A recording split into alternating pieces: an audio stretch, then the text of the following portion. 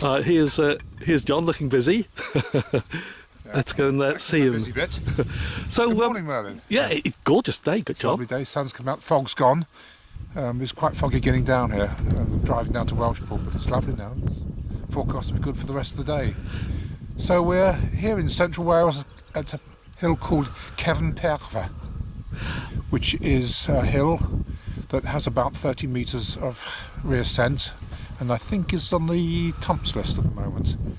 You surveyed it with your little level of staff some time ago and got it less than that. I think 29.6, so it's a marginal. So we're going to see whether it is 30 metres or not today. Brilliant.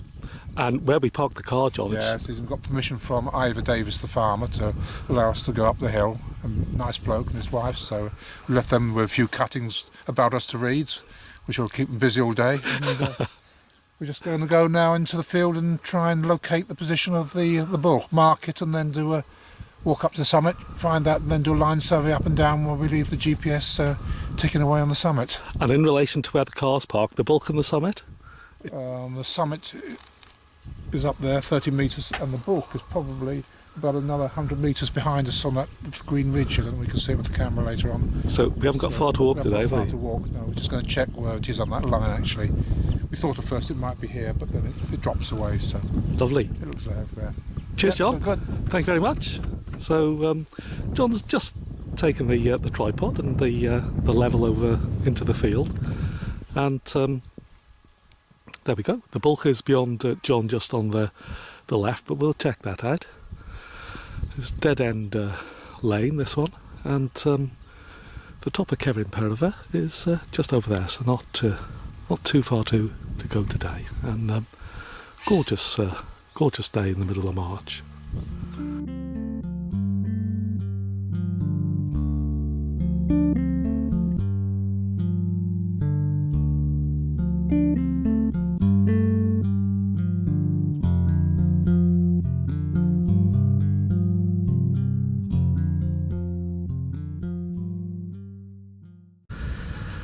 We've been pottering around here for about 45 minutes or so, and this is the area of the bulk for Cefn Perfa, and there's the GPS. It's quite a tight little narrow col. John just making a note. We've just set it up to go, and we've had a visit by the owner of this part of the hill, Elwyn Williams and his friend. They were very good. We chatted to them for 10 minutes or so. Even got a photograph of them holding the staff. So John's just making a few notes. It's very, very pleasant here. But John's brought a stud with him, a bolt, sorry, today. First time I've seen one of these, and really good. You can see just in the bottom there, that's the critical col of the hill. And there's a little bolt that John's pushed into the ground, and a little notch on the top, and you can put the bottom of the pole fits very snugly into it. So we'll go and see John just in a second. I'll just do a little pan around. You can see the hills and the landscape around this area of Mid Wales. Very convenient. Did a little film by the car earlier on. You just see the car in the background. The hill we're aiming for, just coming into view. I'll come and disturb John, scribbling away. Oh, he's just finished. That was finished my notes. I underlined it. Saving features. So, if I get the GPS into the background, John, and yeah. So yeah, just yeah, we've done well. We've visually we looked around the area here and decided that this is the most likely point for the bulk, just in this little area here. We did look back, but looking back at the low point there, we're significantly, the map is showing, so we're significantly above that point. And there's a possible area up there that we thought might be, but I walked up there and I think we're 3 or 4 metres higher up there behind that little bump there than we are here, so this is clearly the bulk. We did a few staff readings around here, found that as the relevant point. We've marked it with a survey bolt and a flag, and now we're taking an hour of GNS data. And is the plan for a line survey now? What we're going to do now is we're leaving that there to cook. We're going to make our way up there behind us to the summit with a line survey. Brilliant. Cheers, John. Yep.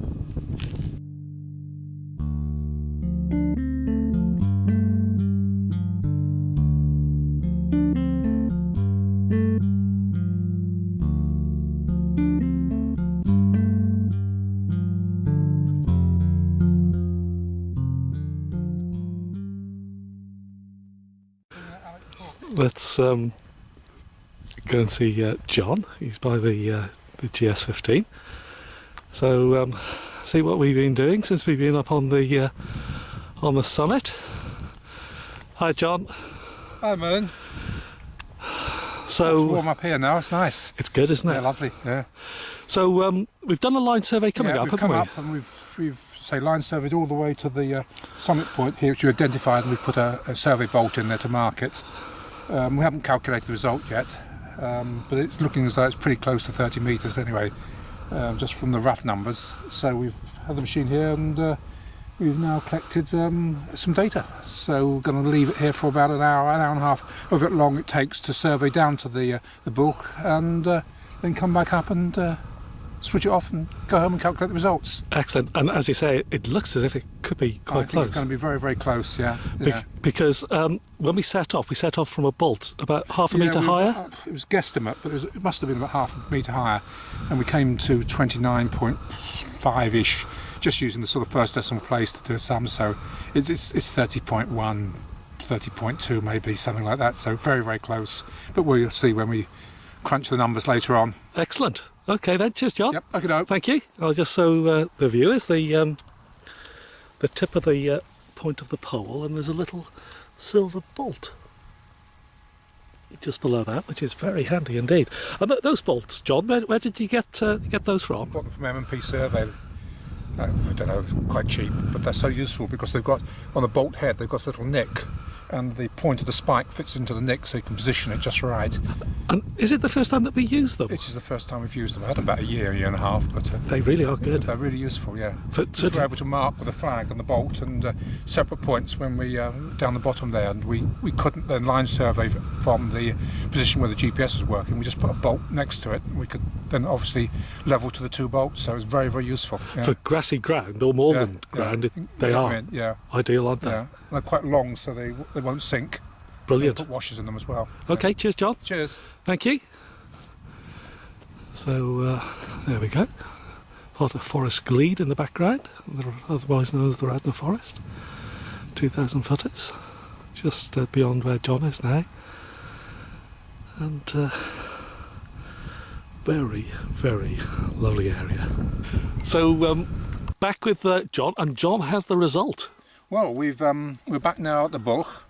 We've left the GPS up on the summit collecting data, and we've line surveyed from the bulk up to the summit, and we've come back again, and we've got two sets of data for the line survey each way, and very good results. On the way up we've got an ascent of 30.067, and on the way down we've got 30.064, so it's about 6 centimetres over the 30 metres, so it's very, very close. And that is a fantastic closing error, John. It is, with 3 millimetres. It's probably one of the best that we've got for 2 consecutive sets of data. It's very good. Very good line survey. Yeah, it was good ground today, and the sunlight, that is good for seeing the staff, so it was quite easy to take readings compared with some of the times. No wind as well, so the staff was dead steady, so it was very good. So it's confirmed as remaining as a tump? It's confirmed as remaining as a tump, yeah, just. And it's a new Pedwar. And I believe it's a new Pedwar, yes. You'll have to inform the hill list authors. Yes.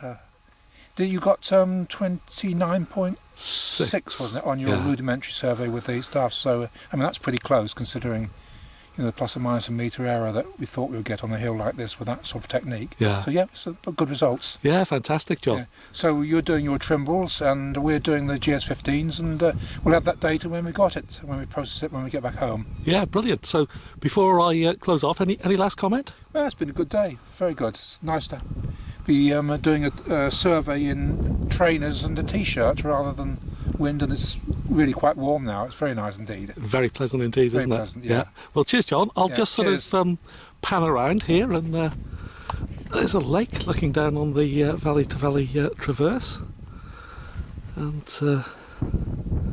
very pleasant area here.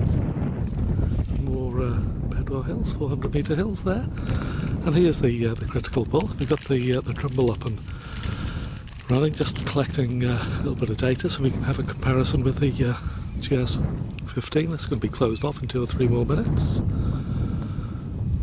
And looking back towards the summit of the hill up here, and John having a little bit of nourishment. This is the survey result for Cefn Perfa. The OS summit has a spot height of 411 metres. The GS15 attained a height of 411.2 metres. The OS bulk, the contouring is between 380 and 390 metres. The GS15 attained a height of 381.1 metres. Now this hill was surveyed using a basic levelling technique, which came out with a drop of 29.6 metres. It was also surveyed twice using the Trimble GeoXH 6000, once with the Leica GS15, and we also line surveyed it. All of those drop figures came out the first Trimble survey 30.04 metres, the second Trimble survey 30.07 metres, the Leica GS15 survey 30.06 metres, and the line survey 30.06 metres. So the most accurate out of all of those will be the line survey, and they're all in very good accordance with one another. So with 30.06 metres of drop, Cefn Perfa is confirmed as a new Pedwar.